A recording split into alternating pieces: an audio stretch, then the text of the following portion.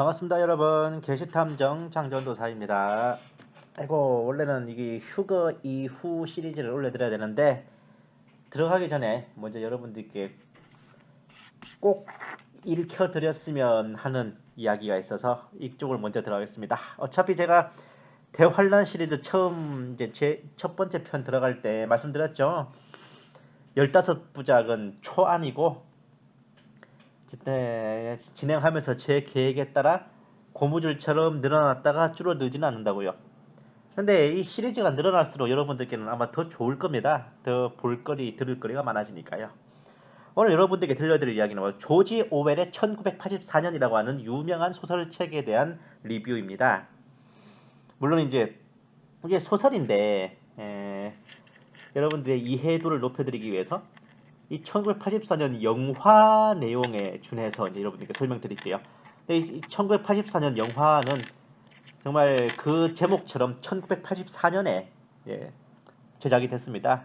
그런데 이 원작의 내용을 정말 제대로 구현을 한 훌륭한 작품이에요. 그래서 조지 오웰의 1984년은 소설로 보기 힘드시면 영화로도 보시는 게 좋습니다. 그리고 영화니 많지 여러분들께 보여드릴 사진 자료들, 그림들도 많겠죠? 자, 이제 본론으로 들어가 보겠습니다. 미리 보는 환난 세상, 조지 오웰의 1984년. 이 작품을 통해서 환란기 평시 일상생활이 어떻게 되는지 둘러보실 수 있으세요. 뭐 대충 보면 아시겠지만 저는 굉장히 책을 좋아하는 사람입니다. 초등학생 때 한참 문학책에 푹 빠져 지낼 때 이 책 저 책 닥쳐도 읽어봤어요. 그런데 괴테, 파우스트, 보카치오의 데카메론, 단테의 신곡, 밀턴의 신라건, 그리고 조지 오웰의 동물농장이 있었습니다. 원래 이 동물농장은 제가 만화 영화로 봤다가 이제 재밌어서 책으로도 읽었는데 만화에서는 해피엔딩이었는데 책에서는 새드 엔딩이라고요. 대충 이랬습니다.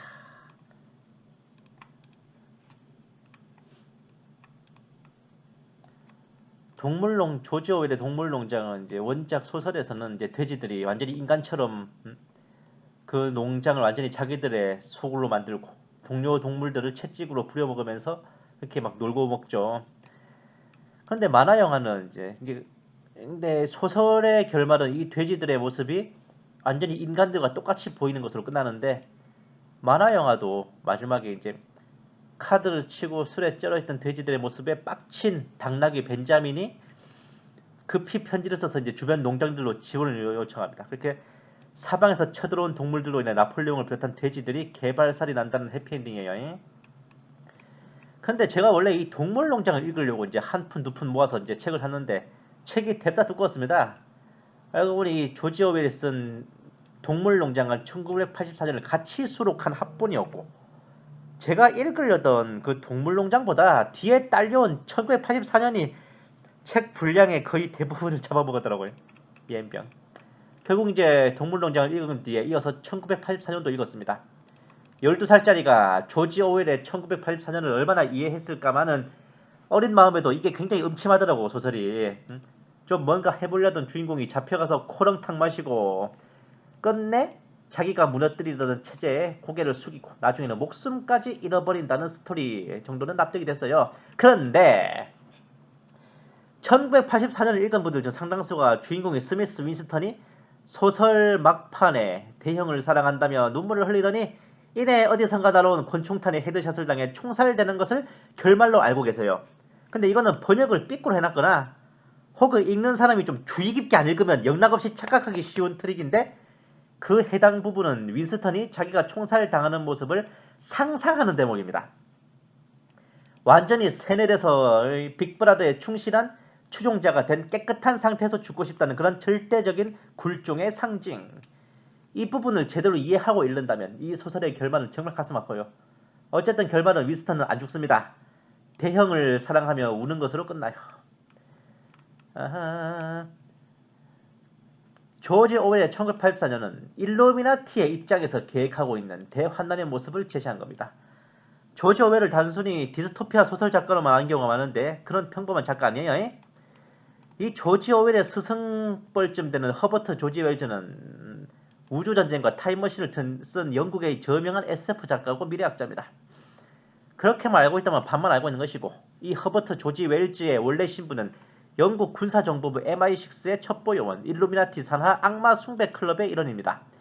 무려 신세계 질서의 최고 사령탑인 300인 위원회에 그 이름을 올리고 있는 무시무시한 인물이죠. 이 사람이 쓴 공개된 음모 세계 혁명 계획 시온의 치쿤서에 이은 신세계 질서 단일 세계정부 수립 지침서라고 한다면 이 허버트 조지 웰즈가 얼마나 대단한 인물인지 아시겠어요?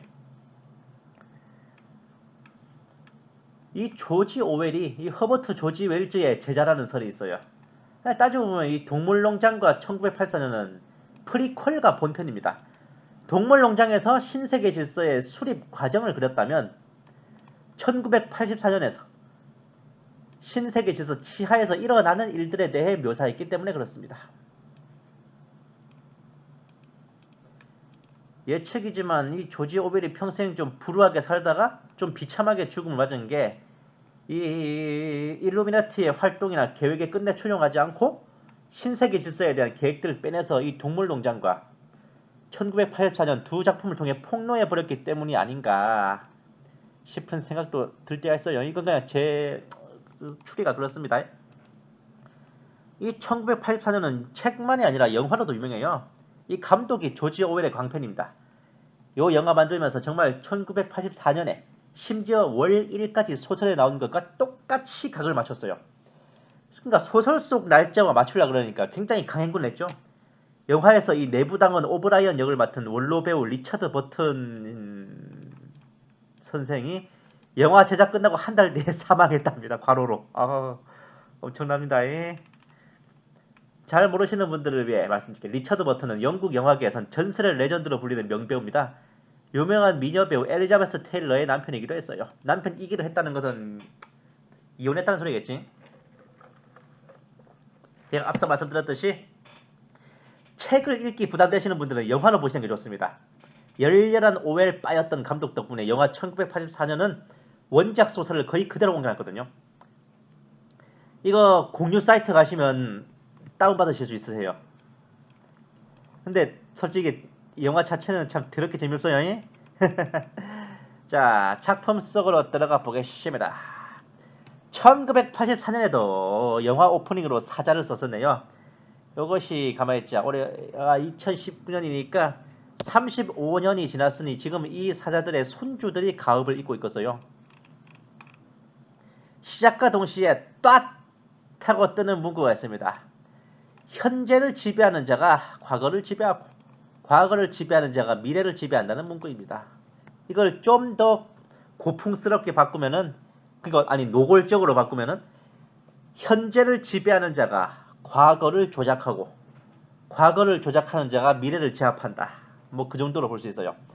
바로 작품 속에서 주인공 윈스턴이 거주하는 국가인 오세아니아의 집권 여당인 앵싹 영국 사회주의의 강령입니다. 굳이 쉽게 풀이하면 현재 권력을 잡은 자들이 불측한 마음을 먹는다면 과거를 조작하고 위조할 수 있어요. 과거를 입맛에 맞게 조작하고 변제해 놓는다면 미래까지 제압할 수 있다는 무서운 말이죠. 올바른 역사교육의 중요성을 알려주는 말이기도 합니다. 빠빠빠빠빠빠빠빠빠.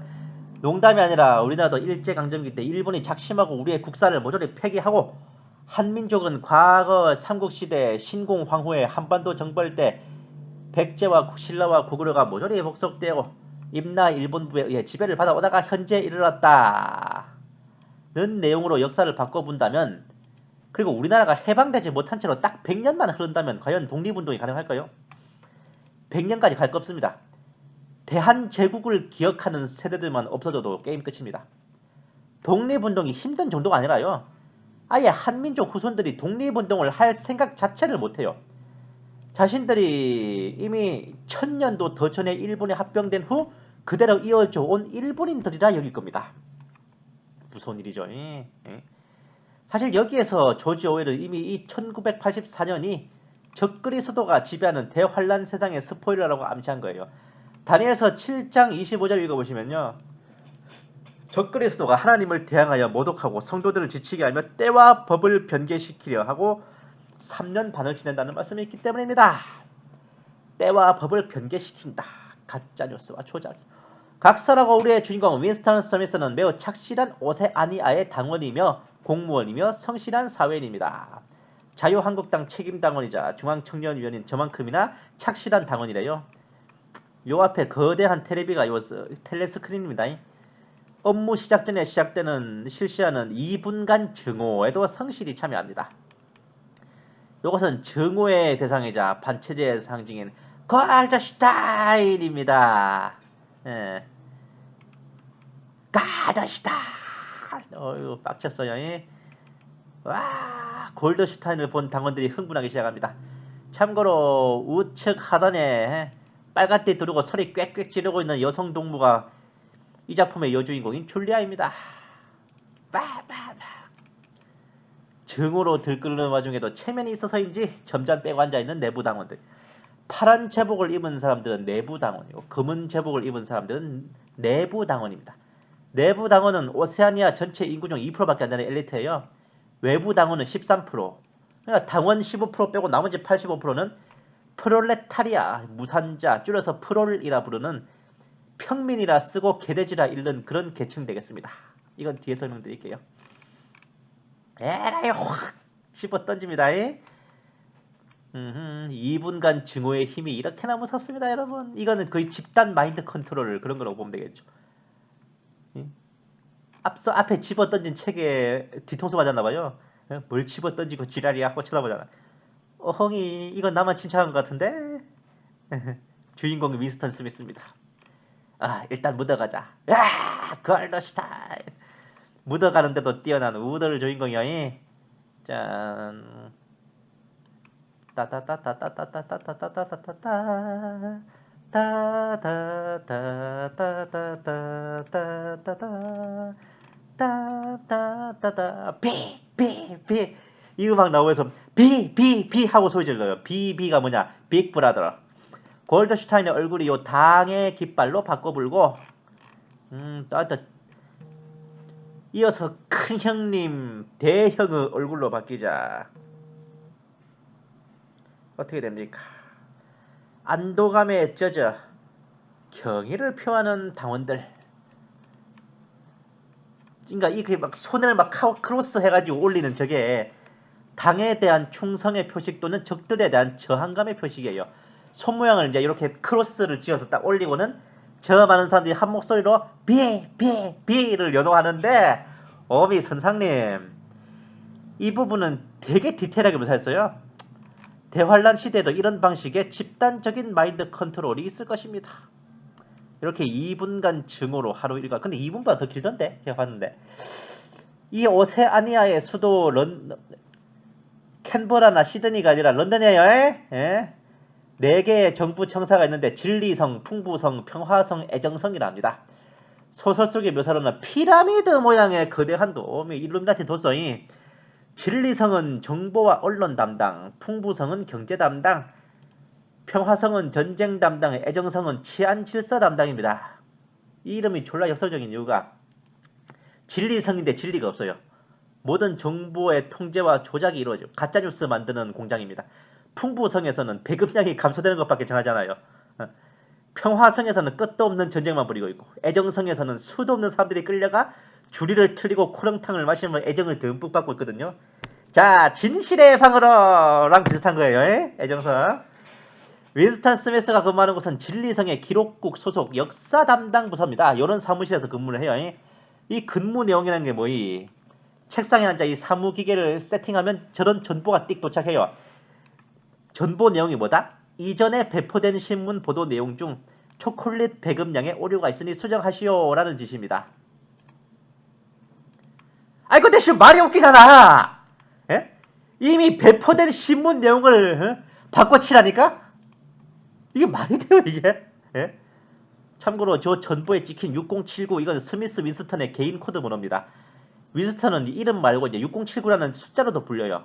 아마 짐승의 표를 받은 사람에게 부여되는 바코드 번호로 저는 예상이 됩니다. 이런 지시물을 받으면 윈스턴은 작업을 합니다. 띡띡띡띡 다이얼을 돌리고 백넘버 띡띡띡띡띡 하면은 다이얼 돌려서 이 숫자를 입력하면은 해당 날짜의 신문이 저렇게 병 같은데 담겨갖고 이제 뚝 떨어져요. 그러면은 그 부분에 고쳐야 될 부분에 이제 커터칼로 삑삑 꺼버리고 초콜릿 배급량을 30g으로 유지하겠다고 이 풍부성에서 발표를 했는데 30g은 개뿔이. 그러니까 윈스턴은 이제 입에 대고 말하면 그대로 기록되는 구술 기록기에다 대고 말을 합니다.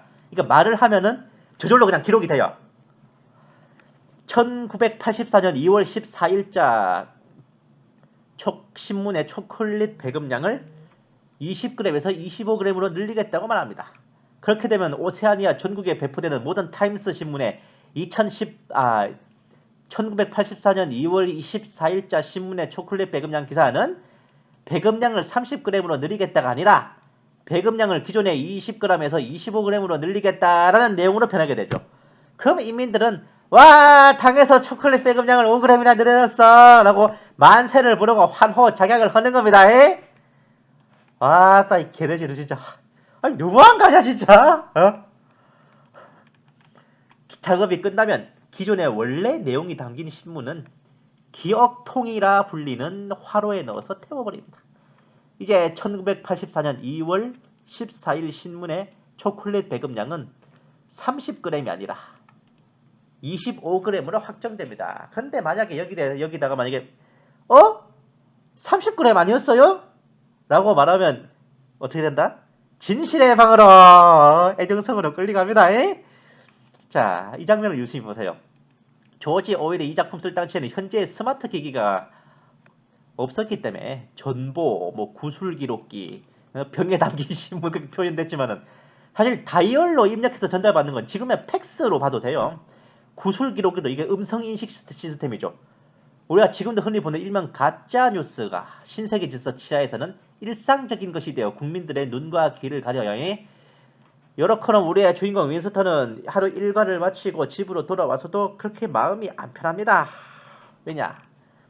이렇게 아파트 복도에 설치된 감시 카메라 겸 텔레비전인 텔레스크린이 윈스턴이 집안에 들어갈 때까지 뚫어져라 감시하고 있거든요.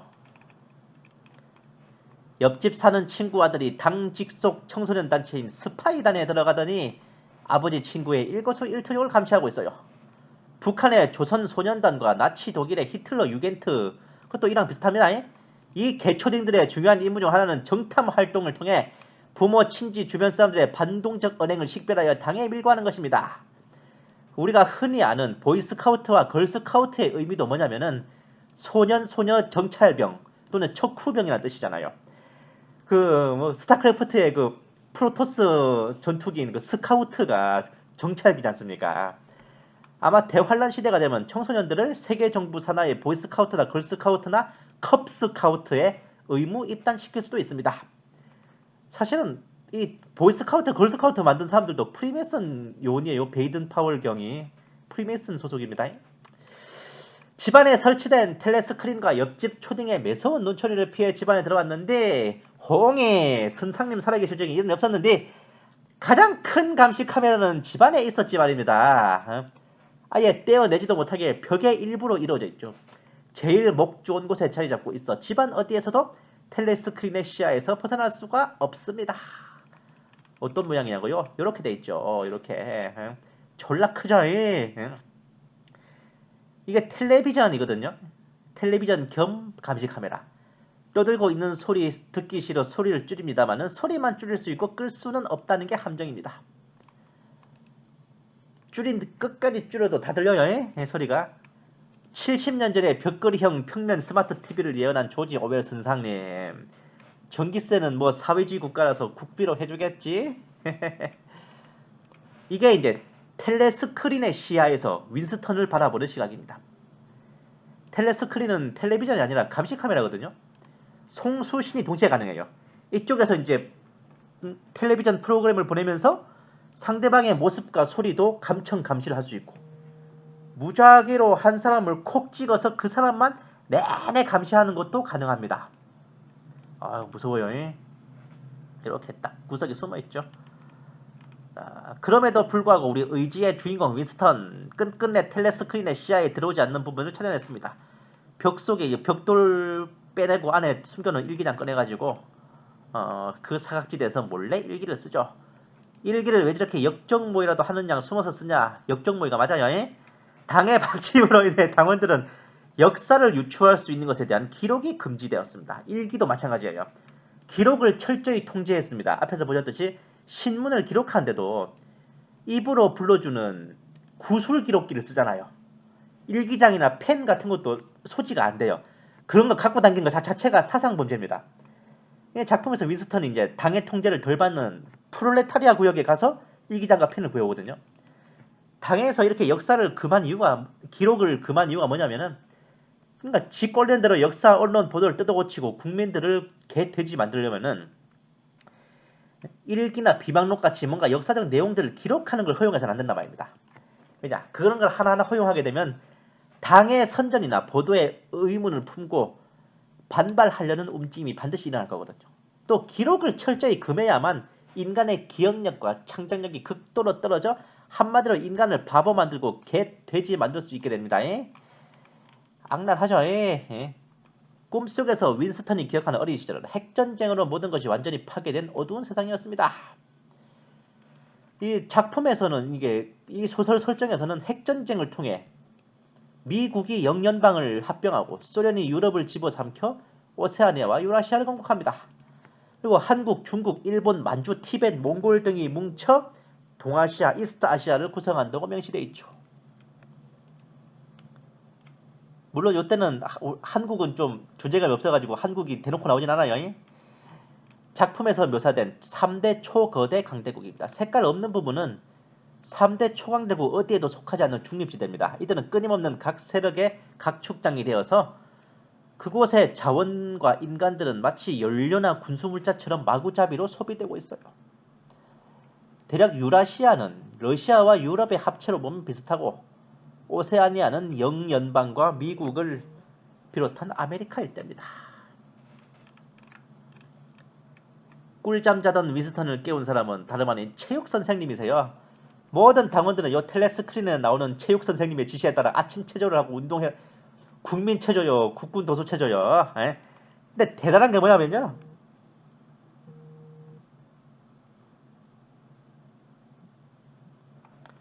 이 체육 선생님은 누가 똑바로 하는지 안 하는지 지켜보고 있다가 그 사람의 이름과 코드 번호를 부르면서 갈굽니다. 6079 스미스 왜 똑바로 안 해? 그런다니까요. 허리가 안 구부러져 버벅거리는 윈스턴을 위해 시범까지 내 나이 39에 애가 5이나 되는데도 얼마든지 한다니까. 너는 왜 못해?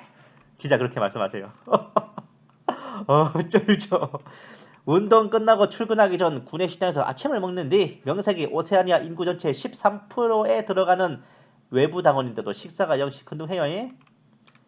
식사를 마치고 출근한 윈스턴에게 주어진 일은 대형에게 반기를 들었다 숙청당한 전문용어로 증발, 내부 당원을 러더포드에 대한 기록을 삭제하라는 겁니다. 이거 뭐 판빙빙이 뭐예요? 왜 증발을 해요? 그리고 장사 하루 이틀 하는 것도 아닌지라 윈스턴은 즉각 신문에 나온 러더포드의 사진에 테이프를 붙여 가려버린 후 그 자리를 채워넣을 새로 오길비 중이라는 새로운 전쟁 영웅을 만들어 채워넣습니다. 아 졸라 웃기잖아 이 상황이 진짜. 아유.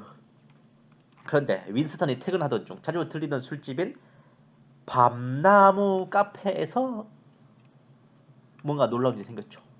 아니 분명히 증발되어 사라졌어야 할 이 러더포드를 비롯한 그 일당들이 멀쩡하게 윈스턴의 눈앞에서 대포 한 잔씩 들고 있거든요. 이 러더포드와 친구들이 앉아있는 술집의 텔레스크린에서 하필 그 러더포드 본인이 자아 비판하는 영상이 나와요.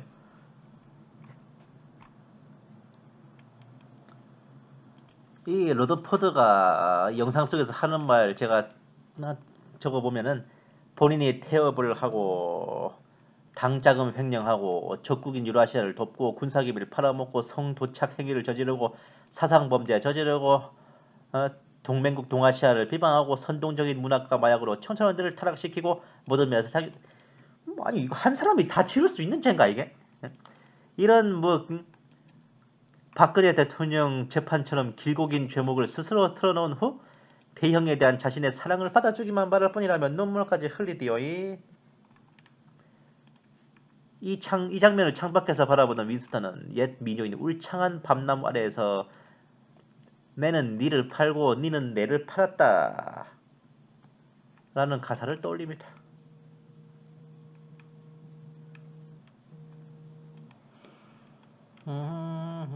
여기가 그 프롤레타리아들 구역입니다.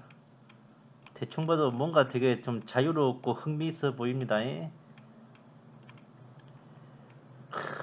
결국 이 윈스턴은 이 깝깝한 사회에서 희망이 있다면 프롤레타리아들에게 있고, 이들이 의지를 갖고 봉기한다면 대형의 체제를 무너뜨릴 수 있다. 그런 판도라의 상자를 열게 되죠. 이 윈스턴은 프롤레타리아 구역의 골동품 상점에서 혁명 이전에 만들어진 물건으로 보이는 산호가 든 문진을 구입해요. 내친김에 상점 2층에 빈 방까지 세를 주고 빌립니다.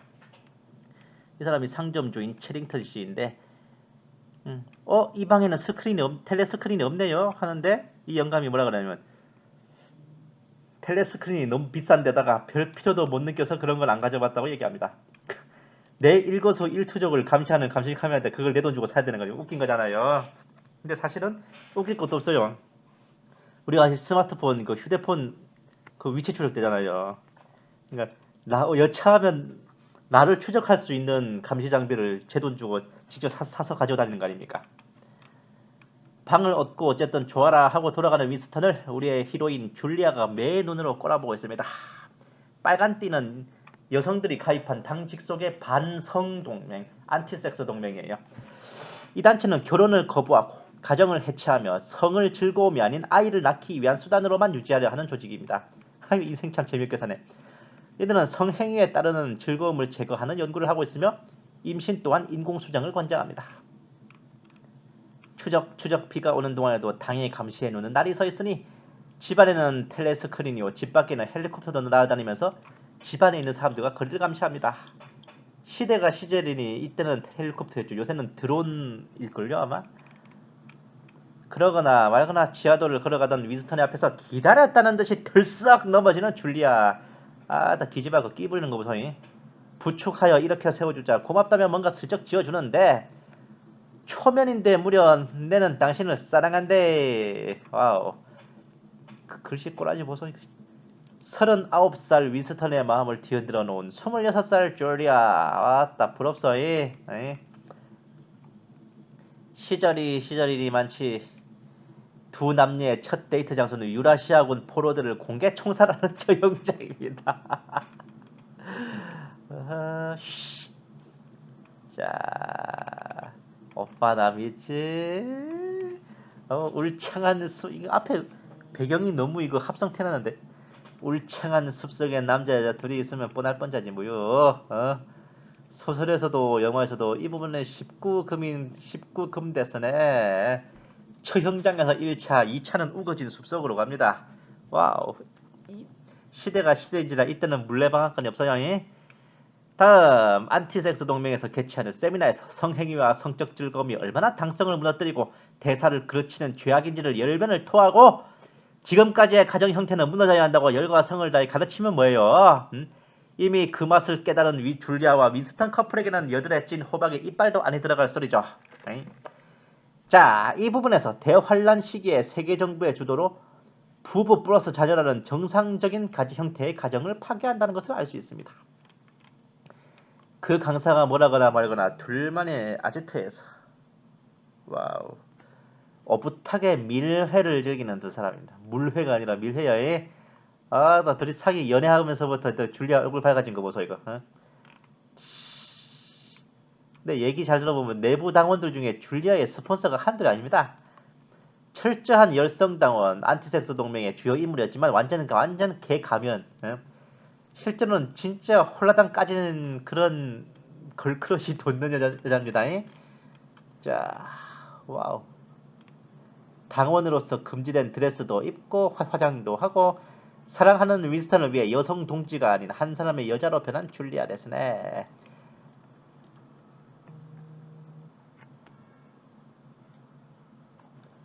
와우. 어쨌든 간에 뭐 오늘도 출근은 했는데 바로 숙청당한 자신의 직장 동료 겸 친구가 나온 신문 기사를 처리하라는 거였습니다. 사임이라는 친구였죠.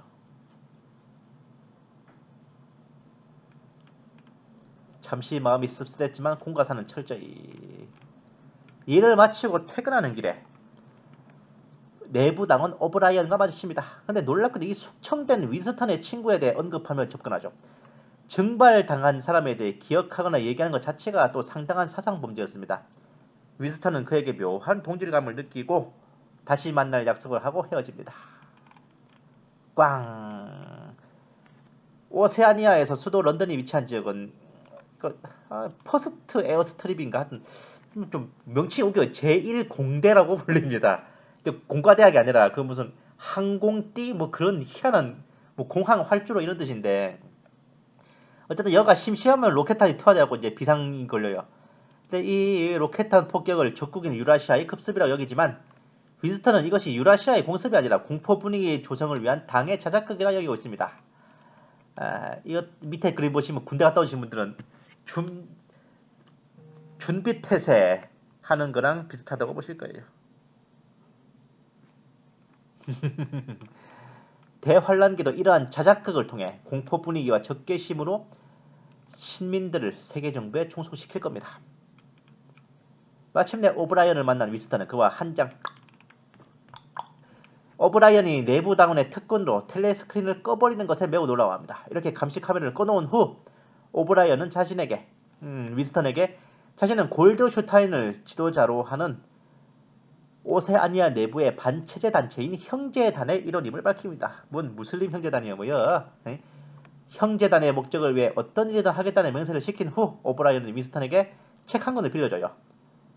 신어 사전이라고 적혀있지만 이마누엘 골드슈타인이 쓴 과도 집단주의의 이론과 실제 허와실. 오세아니아에서는 거의 금서나 다름없습니다. 책 제목 또한 직접 부르는 걸 금기시해서 그 책이라고 부릅니다. 볼드모트를 그 사람이라고 부르듯이요. 이 책에는 3대 초거대 강대국의 체제 유지를 위한 전쟁, 영국 사회주의의 민낯과 프롤레타리아를 통한 체제 전복의 가능성 등에 대한 설명과 분석을 하고 있습니다. 그야말로 반체제 인사의 바이블이라 할 만한 놀라운 내용들이 담겨 있습니다. 적국을 비난하며 당원들을 선동하는 공보문이에요. 적국인 유라시아를 격렬히 비난하다. 오세아니아가 실은 유라시아가 아닌 동아시아와 전쟁 중이었다는 사실을 알지만 적국을 유라시아에서 동아시아로 바꿔치고서 다시 비난을 이어갑니다. 사실 다 이런 식이에요. 그러니까 오세아니아는 유라시아와 전쟁 중인지 동아시아와 전쟁 중인지 좀 감을 잡기 힘듭니다. 그럼에도 불구하고 당에서 동아시아와 전쟁 중이라고 하면 세상 없어도 까라면 까세요. 그거 다 되고 아니 얼마 전까지 유라시아와 전쟁 중이라면서요 했다가는 자 진실의 방으로 증발돼요. 증발돼. 아 멋있습니다.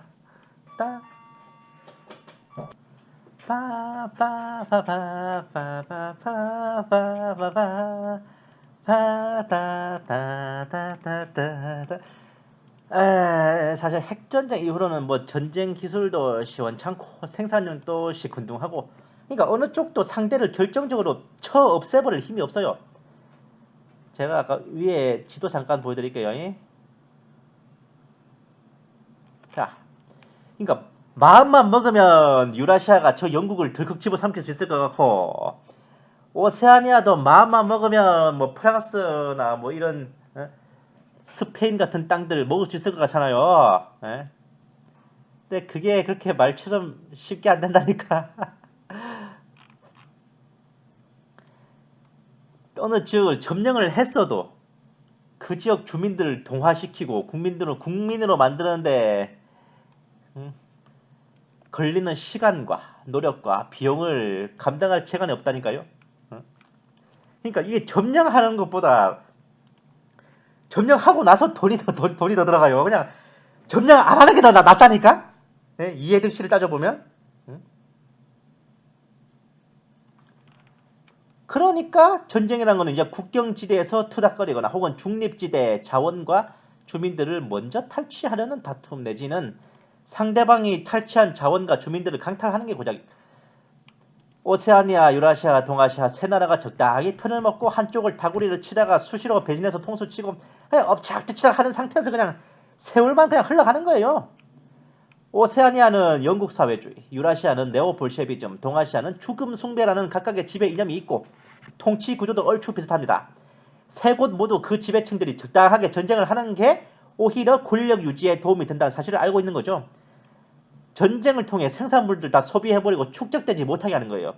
국민들의 배가 고프니 권력자를 의지하죠. 역설적이지만 전쟁이 곧 평화가 됩니다. 참 지랄같죠. 오늘도 밀실에서 어붓한 시간을 보내던 중에 윈스턴과 줄리아는 결국 꼬리가 길면 밟혀버려요. 사상경찰한테 잽이 있습니다. 이 액자 알고 보니 뒤에 텔레스크린이 있었습니다. 상점과 방에 텔레스크린이 없다는 말은 순 개야부리였지. 오미 선상님 살아계실 적에 이런 일 없었는데 검열을 싹 그러니까 하다가 걸려서 옷 입을 새도 없이 사상 경찰들이 들이닥치는 방 한가운데서 벌벌 떨고 있는 우리의 주인공 커플. 2층 방으로 올라오는 상점 주인 체링턴 영감. 어우, 노친네 혹시 고향이 어디고 이거요? 시원하게 통수를 맞고 멘붕이 된 윈스턴. 알고 보니 이 체링턴 영감은 사상 경찰의 간부였습니다. 프롤레타리아 구역에서 첩보 활동 중인 일종의 잠입수사관이었죠. 잠입수사관이 맨날 그 AV나 생각하지 말고 잠복 형사. 영화에서는 이게 늙은이 모습으로 계속 있지만 소설에서는 체링턴 영감이 변장을 벗어버리는데 노인은커녕 35살의 새파란 놈이었답니다. 주인공이 39인데요. 순식간에 피크에 몰려버린 우덜의 주인공 윈스턴 스미스와 줄리아. 그의 눈앞에 어느새 부엉이 바위 위에서 손짓하는 노짱의 모습이 보이는 와중에 과연 그와 줄리아의 운명은 어떻게 될까요? 조지 오웰의 1984년 다음 이야기 추리로 풀어보는 비밀에서 이어지겠습니다. 감사합니다. 게시탐정 장전도사였습니다.